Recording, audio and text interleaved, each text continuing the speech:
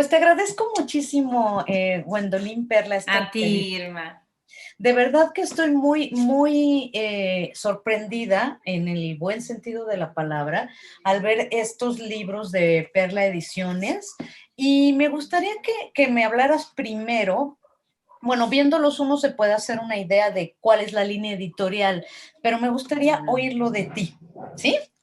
Claro que sí, Irma. Bueno, por principio, muchísimas gracias por la invitación, por recibirnos en tu casa. A quienes nos escuchan, también gracias, qué ilusión. Mira, yo formé parte durante muchos años de Penguin Random House, que es una editorial pues muy grande, que es una escuela brutal y a la que le debo pues prácticamente todo. Sí. Y allí una de mis tareas fundamentales fue el bolsillo, el sello de bolsillo y aprender a construir un catálogo editorial desde una perspectiva que no se rige por la inmediatez de la novedad, ¿no? Es decir, Ujú. poder tener una colección o una serie de libros bajo una sombrilla determinada que obedecen a ciertos mecanismos que no son necesariamente los del bestseller ni los de aquellos que tienen que venderse pronto porque si no ya no se venden. Y esto, digamos que cambia el paradigma a partir del cual te aproximas a la labor editorial. Me di cuenta de que hay un montón de lectores y hay un nicho claro que está buscando ciertos libros que son clásicos contemporáneos, y por contemporáneos quiero decir que son libros que todavía siguen pagando derechos en su mayoría. Ujú. Pero que no están, digamos, atendidos o atendiéndose por editoriales, sobre todo mexicanas, ¿no? Como lectora y como compradora de libros, pues creo que nosotros tenemos la idea de que si queremos un libro que como objeto sea hermoso y tenga un valor percibido alto, irremediablemente, perdón, parece que tenemos que mirar hacia lo que viene de importación desde otros países, ¿no? Los sellos con los que yo me formé como lectora, y eso es lo que se acaba reflejando en los libros de Perla Ediciones. Pero un poco pensando, ¿cómo podemos hacer para apropiarnos de un canon que históricamente para los lectores mexicanos viene de importación o cuya Así. maquila no es nuestra, sino que tenemos que leer en traducciones españolas? Poder conjugar esta perspectiva de editora de catálogo más que de front list, como se dice en la jerga editorial, Sí. y poder igualar, si no es que pues mejorar o acercarnos a la calidad de las ediciones insignia que nos han formado como lectores sin que sean tan onerosos y sin que sean tan escasos y sin que las traducciones sean tan cerradas. Así te diría que resumo el ADN y el espíritu de la colección.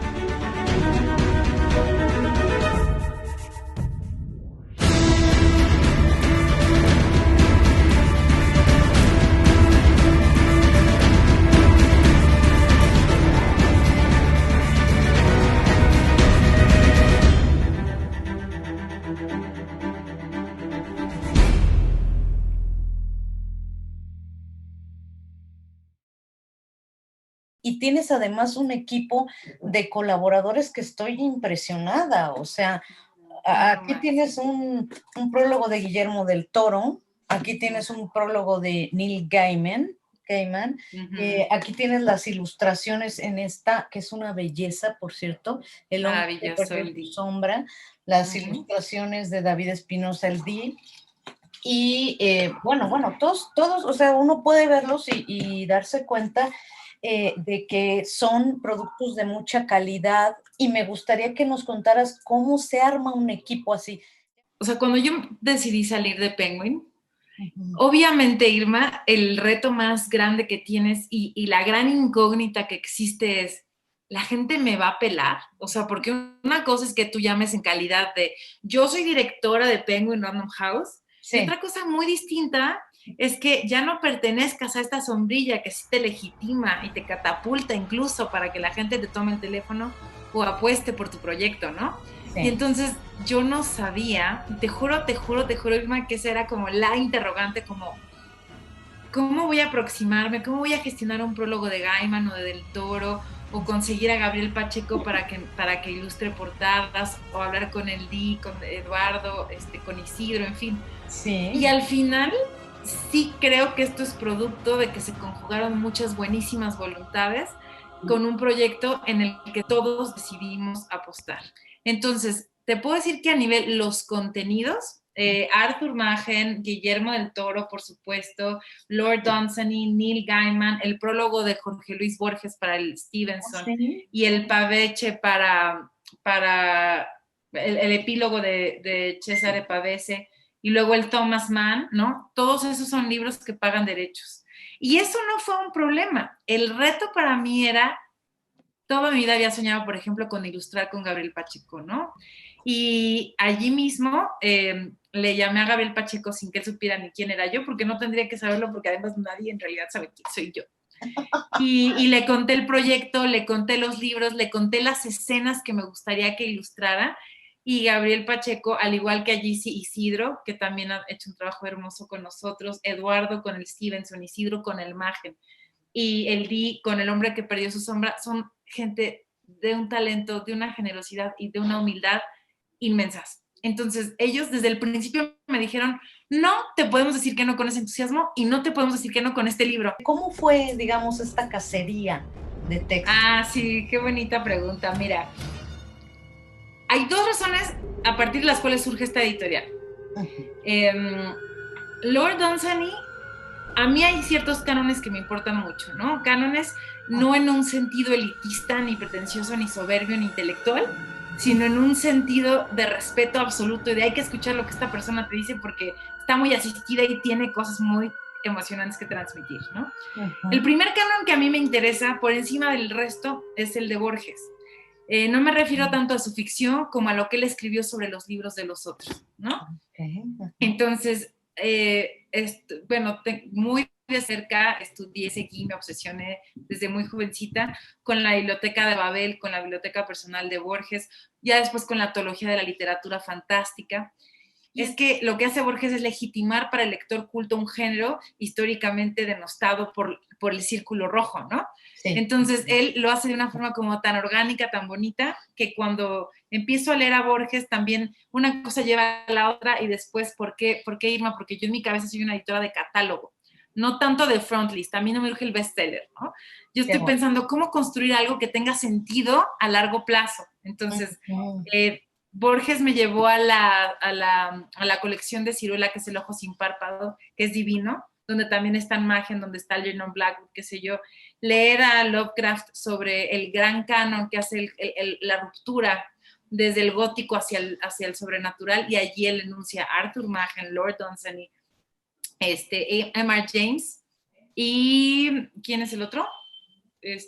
Arthur Machen y Algernon Blackwood, precisamente. Sí. Y cuando yo pongo, ¿no?, todas estas piezas juntas, digo, ya sé por qué autores tengo que ir y qué es lo que a mí me interesa mucho.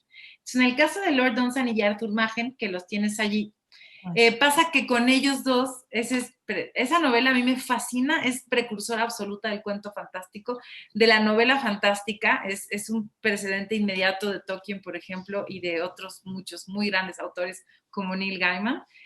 A mí me intrigaba mucho porque como lectora lo descubrí hace tiempo y decía, ¿cómo es posible que no haya una edición preciosa, increíble de La hija del rey del país de los elfos cuando da para tanto? Y cuando además a raíz de la publicación de Juego de Tronos hubo un revival del género fantástico como nunca lo había visto yo como editora. Pero yo no había visto que se retomara La Casa de las Almas, es un libro que es la primera publicación de Arthur Machen a principios del siglo pasado, y él decidió poner ahí sus 4 grandes relatos, y yo no he visto que en español se retome tal cual. Entonces, pese a que los relatos están desperdigados en varias antologías, a los lectores hay que consentirlos y hay que tratarlos como reyes y reinas. Entonces pensaba, la mejor traducción, el mejor prólogo, el mejor epílogo, un portador, en este caso de Isidro, y así es como vas haciendo las cosas. Y pese a que al principio hay quien puede intimidarse en plan, híjole, esto no es muy comercial, te vas a ir a la ruina. Yo sé que hay lectores que lo están buscando, porque sí, le estás hablando a gente que ya sabe de qué les estás hablando, ¿sabes? Pero ya queremos saber qué sigue. Pues están ya listos 4 libros, wow, que son los mejores relatos de crimen y suspenso de Alfred Hitchcock, o según Alfred Hitchcock, Uf, Un libro crucial divulgativo de la mitología de Edith Hamilton que recoge todos los mitos griegos, romanos, nórdicos, latinos en general. qué mal. Tenemos un libro de Algernon Blackwood. Bueno, tenemos 2 volúmenes de relatos de Algernon Blackwood, que para mí es todo. Algernon Blackwood es todo.